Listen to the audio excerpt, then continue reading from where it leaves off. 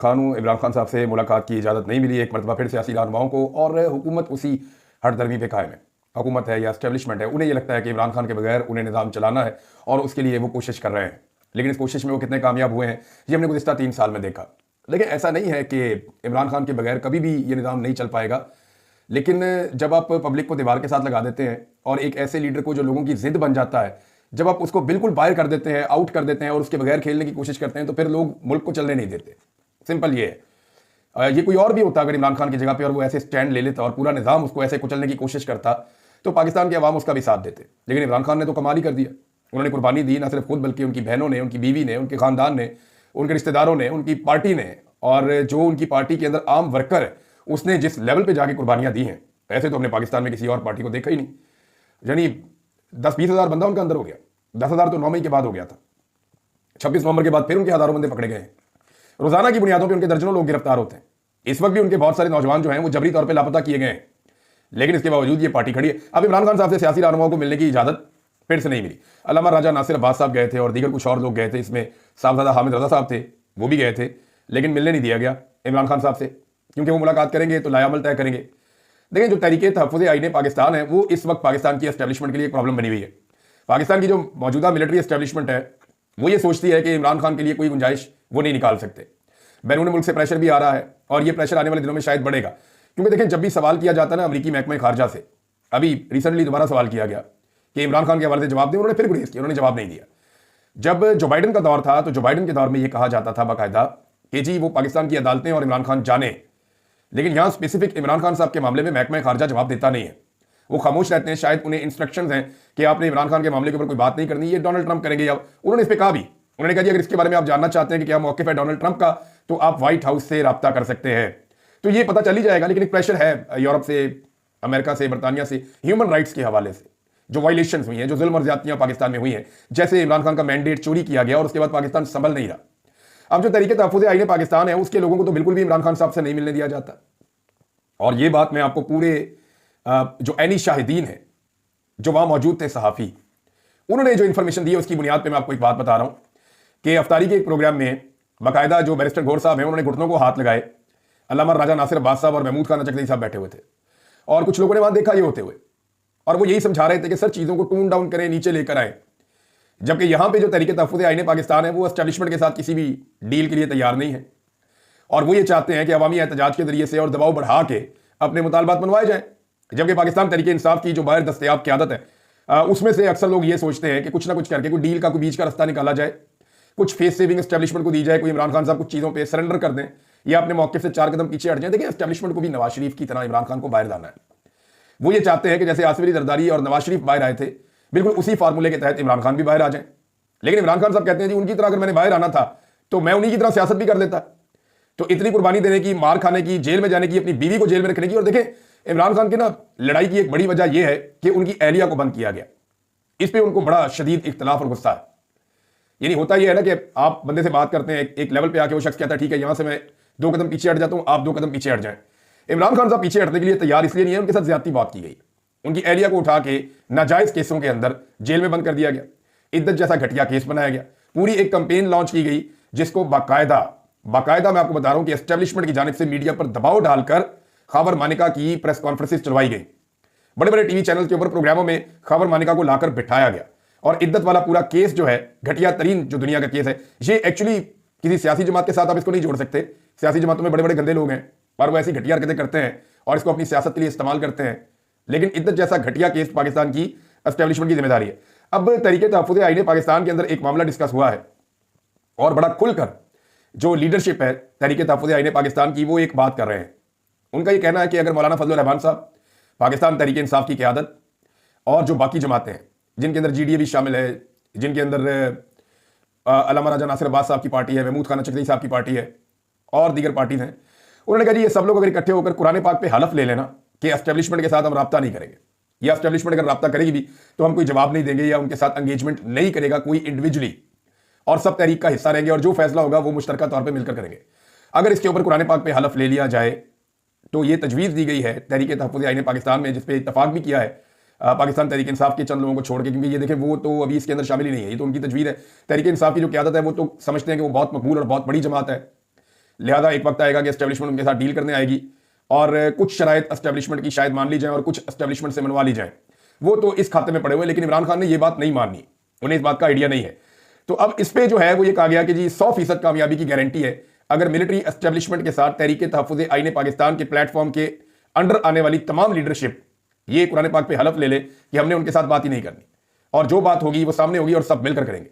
ऐसा नहीं हो सकता कि ये हो। अच्छा, इसमें एक जो ऑल पार्टीज कॉन्फ्रेंस बुलाने का फैसला किया गया ईद के बाद, इस हवाले से हम कुछ चीजें सामने आ रही हैं। जो लोग कोऑर्डिनेशन में वो ये बता रहे हैं कि मारंग बलोच साहिबा का एक एतराज ये है कि आपकी तहरीक का नाम ही तहरीक तहफ़्फ़ुज़ आईन पाकिस्तान है, तो हमें इस मुल्क के आइन ने क्या दिया, यानी आइन के अंदर जितने हकूक हैं उनमें से हमें क्या मिला। तो वो उनको आइन पे एतराज है, आइन के हवाले से उनके तहफ़्फ़ुज़ात हैं। देखिए, आइन तो एक अच्छी किताब है, आइन के अंदर बहुत सारी चीजें जो हैं वो बहुत अच्छी हैं। कहीं पे अगर कोई ऐसी चीज है जो किसी सूबे को नापसंद है तो उस पर बात हो सकती है, लेकिन असल मामला यह है कि आइन के ऊपर अमल दरामद नहीं हो रहा। इदारे अपनी हदूद से तजावज कर रहे हैं, सबने जो है वो आइन को एक मोम की नाक बनाया हुआ है, जिधर दिल करता है वहां को मोड़ लेते हैं। तो ये मारंग बलोच साहिबा का एतराज था। मंजूर पश्तीन साहब की जो पार्टी है उसके हवाले से एक चीज ये है कि खैबर पख्तूनख्वा के अंदर जब उनके खिलाफ कार्रवाइयां होती हैं तो खैबर पख्तूनख्वा की जो हुकूमत है वो उनके लिए ना आवाज उठाती है ना उनके साथ खड़ी होती है। तो ये मंजूर पश्तीन वालों का भी ये प्रॉब्लम है, लेकिन सबको इकट्ठा होना पड़ेगा अल्टीमेटली। अगर ये सारे इकट्ठे हो जाते हैं और सियासी जमातें बाकी जो पार्लियामेंट में है, जो पार्लियामेंट में नहीं है, स्पेशली बलूचिस्तान की और खैबर पख्तूनख्वा की, ये जमातें इकट्ठी होकर फैसला करें कि क्या यहाँ पे एक बड़ा ऑपरेशन होना चाहिए या नहीं होना चाहिए, इसके लिए अब एक तजवीज़ है, ज़ेर गौर है। पीपल्स पार्टी ने भी इसकी हमायत की है, जबकि फजल रहमान साहब की पार्टी ने भी इसकी हमायत की है, बल्कि उन्होंने तो ये मुतालबे की सूरत में रखा है कि ये होना चाहिए, इसके बगैर पाकिस्तान आगे बढ़ेगा नहीं, कि इमरान खान साहब को पैरोल पर रिहा करके लाया जाए इस मीटिंग के अंदर। अब क्या अपोजिशन और पाकिस्तान तहरीक इंसाफ की क़यादत ईद के बाद जो ऑल पार्टीज कॉन्फ्रेंस करने जा रहे हैं, उस कॉन्फ्रेंस के लिए इमरान खान साहब की पैरोल पर रिहाई के लिए दरखास्त देंगे, अदालत से रुजू करेंगे। क्योंकि एक नया फिनोमिना यह है कि अब जितने भी केसेस इमरान खान साहब से मुताल्लिक हों या पाकिस्तान तहरीक इंसाफ के जो लोग हफ्से भेजा में रखे जाते हैं, जिन्हें जबरी तौर पर लापता कर दिया जाता है, जैसे कि अभी भी चंद नौजवान पाकिस्तान तहरीक इंसाफ के जो है वो जबरी तौर पर लापता किए गए हैं। तो जबरी गुमशुदगियों के हवाले से अब जितने भी केसेस हैं वो उन जजेस के सामने लगाए जाते हैं जो जजेस 26वीं आईनी तरमीम के नतीजे में अदालतों में आकर बैठे हैं। ये बड़ा इंटरेस्टिंग है, यानी ये तमाम केसेस अब वो जजेस के पास लगते हैं, ऑटोमेटिकली जाते ही वहां पे है। क्योंकि देखिए एक मैकेनिज्म है ना हाई कोर्ट्स का, वहां पे बाकायदा चीफ जस्टिस मुदाखलत कर सकते हैं। तो जो केसेस हैं वो ऑटोमेटिकली जाके लगते हैं उन जजेस के पास जो 26वीं आईनी तरमीम के नतीजे में इस नौकरी पर रखे गए हैं या उन्हें लाकर जज बनाया गया है। तो वो जजेस जो है वो इसमें कोई इंसाफ दे नहीं रहे। मिसाल के तौर पर लाहौर में खातून जज है, उनके सामने जब फरहान चिश्ती साहब का केस गया तो उन्होंने कहा जी सेक्रेटरी दिफा को तो नोटिस कर ही नहीं सकते, वो तो मिलिट्री ऑफिसर है। और भाई सेक्रेटरी दिफा रिटायर्ड मिलिट्री ऑफिसर है, पुलिस को तो नोटिस करें, बाकायदा वीडियो मौजूद है, बंदे को उठाकर ले गए, किसी अदालत में पेश नहीं किया। पुलिस के कमांडोज वहां पे मौजूद थे, उन्होंने फरहान चिश्ती को वहां पे अगवा करवाया खुद मौके पर, सीसीटीवी फुटेजेस मौजूद हैं। अब जो दिखाई जा रही हैं जज साहबा के सामने शवाहिद रखे जा रहे हैं, तो उन्होंने पुलिस को भी नोटिस नहीं किया। तो इस तरह के जो जजेस आए हैं इनके बाद हफ्से भेजा के जो मामला हैं जबरी गुमशुदगियों के पाकिस्तान तहरीक इंसाफ के हवाले से वो भी कटाई में पड़ जाएंगे। भारत इमरान खान साहब को पैरोल पर रिहाई की कोशिश की जाएगी कि उनको पैरोल पर लाया जाए और लाकर इमरान खान साहब को ऑल पार्टीज कॉन्फ्रेंस के अंदर शामिल किया जाए। अब मामला यह है ना कि कब तक एस्टेब्लिशमेंट इमरान खान साहब को दीवार के पीछे रखेगी, ना उनकी आवाज आती है ना उनकी तस्वीर आती है। तो एक दिन तो उनको यह पर्दा हटाना पड़ेगा, यह रिस्क उनको एक दिन लेना पड़ेगा।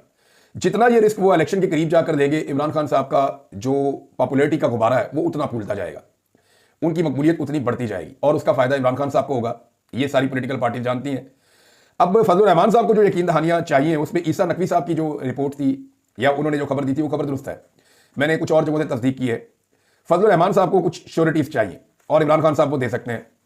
मिसाल के तौर पे ये सब जानते हैं कि इमरान खान साहब की बहुत बड़ी अक्सरियत आएगी अगर free and fair election Pakistan में हो जाते हैं। तो इसमें जो फजल रहमान साहब की पार्टी है, क्योंकि वो छोटी पार्टी है, वो ज्यादा सीटें नहीं जीत सकते, तो उनको गारंटी चाहिए कि जी हमें बताएं, हम आप हमारे साथ कहां पे सीट एडजस्टमेंट करेंगे।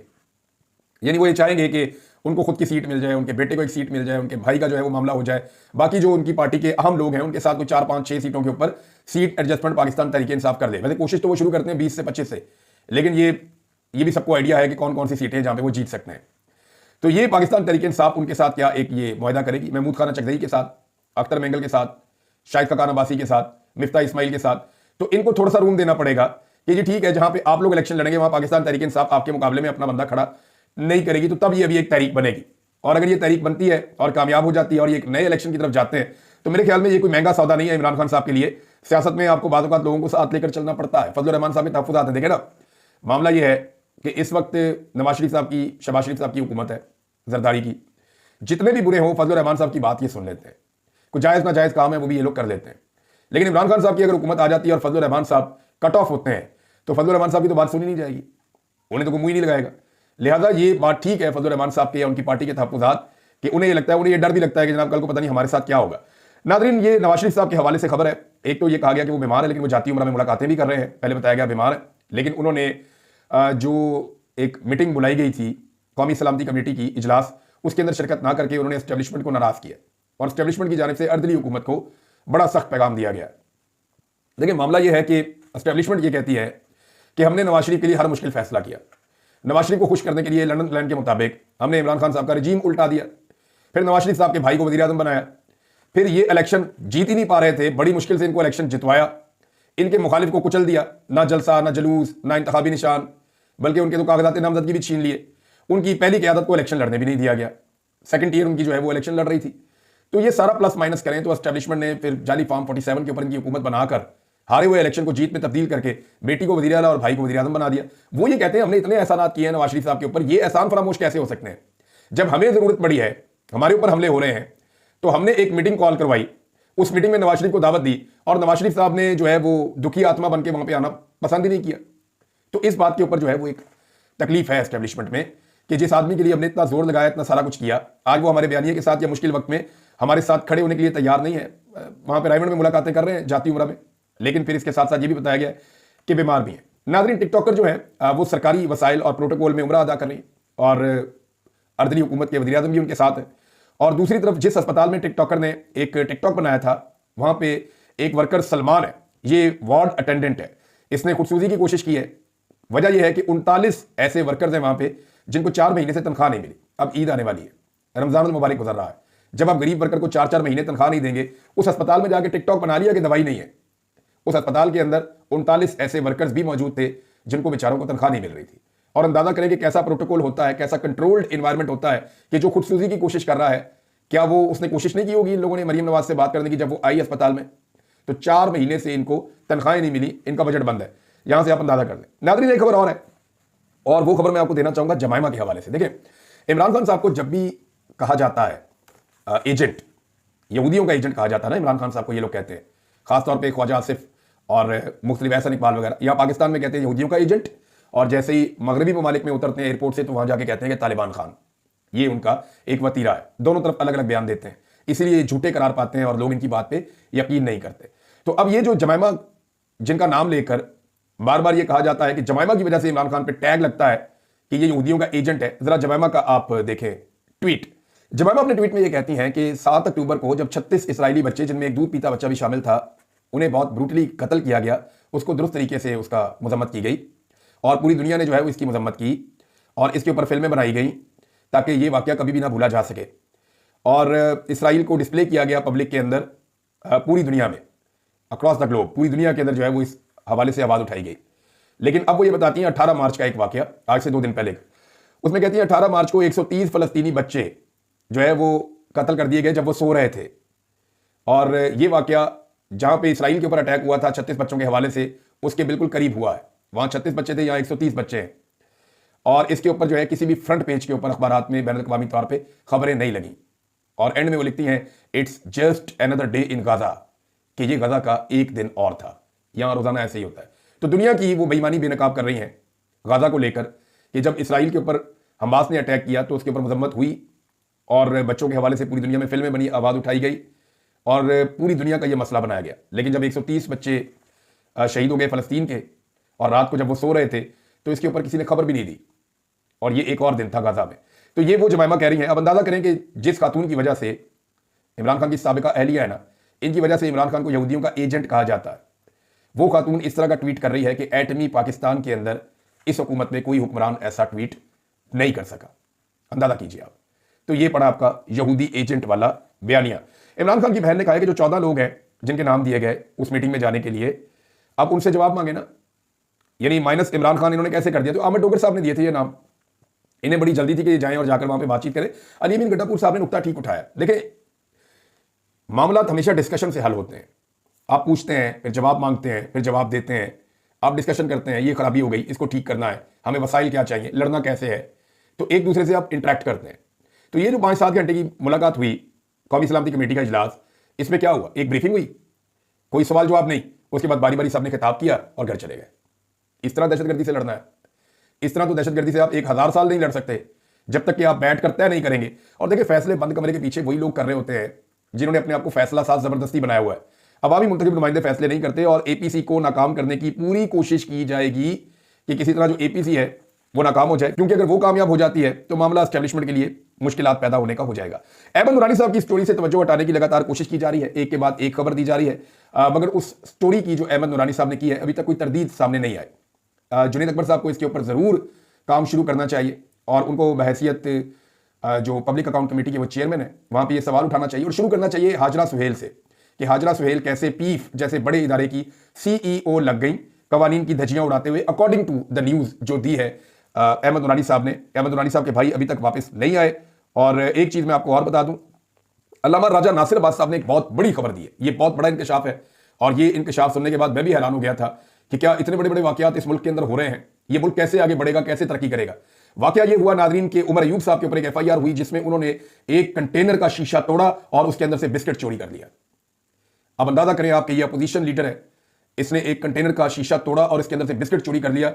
तो ये मुल्क के अंदर जब इतने बड़े बड़े वाकयात हो रहे हैं, इतने खौफनाक वाकयात हो रहे हैं, तो मुल्क कैसे आगे बढ़ेगा। ये पूरी कौम के लिए लम्हा फिक्रिया है, पूरी कौम को मिलकर इसकी मजम्मत करनी चाहिए। उमर अयूब साहब के ऊपर दहशतगर्दी के मुकदमात दर्ज होने चाहिए और हर हाल में ये बिस्किट जो है ये बरामद करना चाहिए। अब तक इतने, अपना ख्याल रखिएगा, अपने चैनल का भी। अल्लाह हाफ़िज़।